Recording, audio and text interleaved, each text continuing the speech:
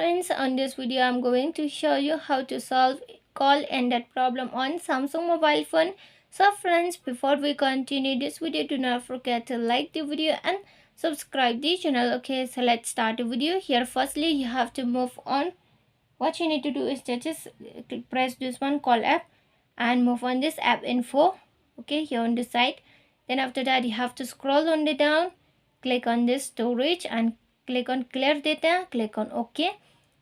Okay, so here right now the call ended problem will be solved on your mobile phone. Okay, and if it doesn't solve by doing this also, what you need to do is that you have to move on setting and scroll on the down to general management, click on it. Then again you have to scroll on the down, click on reset. After that click on this reset network setting, then click on reset and confirm the password and click on reset. Here your call ended problem will be solved successfully.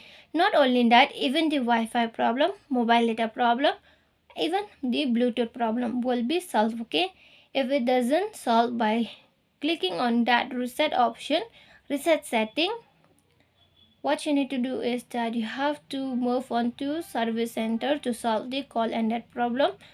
Okay, or into the shop.